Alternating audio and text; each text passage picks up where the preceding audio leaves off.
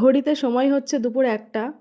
তো ভাই যেয়ে মন্দিরে প্রণাম টনাম করে ঠাকুরের কাছ থেকে আশীর্বাদ নিয়ে বেরিয়ে পড়লাম আমরা। তো hello everyone, welcome to my new blog. কেমন আছো তোমরা সবাই? আমি ভালো আছি, আশা করি তোমরাও সবাই ভালো আছো। আমি, মা আর প্রিয়ম ৩ জন বেরিয়ে পড়লাম। লোকাল ট্রেন ধরে আমরা বেরিয়ে পড়লাম বারাসাতের উদ্দেশ্যে। বারাসাত কেন যাচ্ছি? কারণ হচ্ছে আজকে ভাইয়ের জীবনে একটা নতুন দিন। মানে ১ম বার সে একটা চাকরির পরীক্ষা দিতে যাচ্ছে। সেজন্য আমি আর মা দুজনেই তার সঙ্গে গেছি। কেননা এই ব্যাপারে তার কোনো অভিজ্ঞতা নেই। জীবনে ১ম বার সে এই ধাপে পা দিয়েছে। জীবনে ১ম বার পরীক্ষা দিতে গেলে মনের মধ্যে কেমন একটা টেনশন কাজ করে, ভয় কাজ করে, সেটা তো তোমরা সবাই জানো। আর যেহেতু চাকরির পরীক্ষা সেহেতু মনে আরও অনেক ভয়। তো ওর পরীক্ষা ছিল এসএসসি জিডি। তো সেটা সেন্টার পড়েছিল বারাসাত থেকে একটু ভেতরে এএমএস ইনস্টিটিউট। তো সেইখানেই আমরা পৌঁছে গেছি।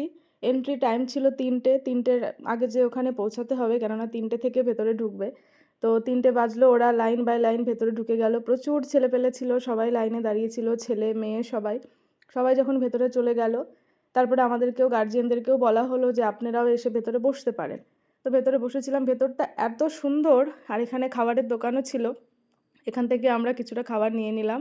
প্রায় ১ ঘন্টা মতো বসেছিলাম, গল্প টল্প করছিলাম। তারপরে এই যে পেটিস নিলাম, ২ রকমের পেটিস আর কেক নিয়ে, ১ বোতল জল টল নিয়ে খাওয়া দাওয়া করে আরও কিছু সময় বসে থাকলাম। অনেক জায়গা থেকে গার্জিয়ানরা এসেছিল, কেউ কাটুয়া থেকে, কেউ কৃষ্ণনগর থেকে। তাদের সঙ্গে আলাপ করছিলাম, গল্প করছিলাম। এই করতে করতে দেখতে দেখতে সময় কিভাবে কেটে গেল বুঝতেই পারলাম না। আর ভেতরটা এত সুন্দর, মানে মনে হচ্ছিল না যে কোনো একটা ইনস্টিটিউটে এসছি। মনে হচ্ছিল যেন কোনো পার্কে বসে আছি। পার্কে যেমন বসার জায়গা থাকে সোফার মতো, ঠিক তেমন বসার জায়গা। চারিদিকে গার্ডেন, মানে অনেক রকম ফুলের গাছ, চারিদিকে ফুল দিয়ে সাজানো। একটা ভেতরে পুকুর ছিল, পুকুর বলবো না সুইমিং পুল বলবো বুঝতে পারছি না, সেটা ছিল। এই দেখো, এইটাই হচ্ছে ইনস্টিটিউট। এর ভেতরেই পরীক্ষা হচ্ছে, এক্সামটা এর ভেতরেই হচ্ছে। অনেক বড় এরিয়া ছিল। আর আমরা ভেতরেই একটা জায়গায় এক সাইডে যেদিকে বসার জায়গা ছিল সেদিকে আমরা বসেছিলাম। আর অনেক গার্জিয়ান তারা ভেতরে বসেনি, তারা বাইরেই বসেছিল, বাইরে ওয়েট করছিল, কিন্তু আমরা এসে রিল্যাক্সে বসেছিলাম। তারপরে ওয়েট করতে করতে প্রায় টাইম হয়ে এলো।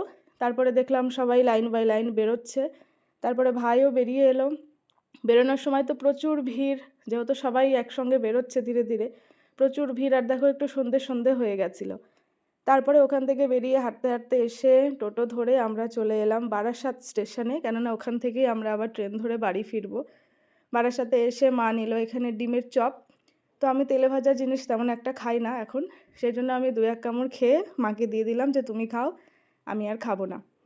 যাই হোক, এই করে ট্রেন চলে এলো। তারপর আমরা বেরিয়ে পড়লাম বাড়ির উদ্দেশ্যে। মা হাবড়ায় নেমে গেল আর আমি বাড়ি চলে। আগের দিনের ভিডিওতে তোমরা দেখেছো, আমি তোমাদেরকে বলছিলাম যে আমি, মা আর প্রিয়ম একটা জায়গায় যাব। সেই জন্য খুব তাড়াহুড়ো করে রান্নাবান্না করছি যে খাওয়া দাওয়া করে আমার হাজব্যান্ড বাড়ি চলে যাবে আর আমরা এক জায়গায় যাব। তো সেটা এই জায়গায় ছিল। টাটা বাই, ভালো থেকো সবাই।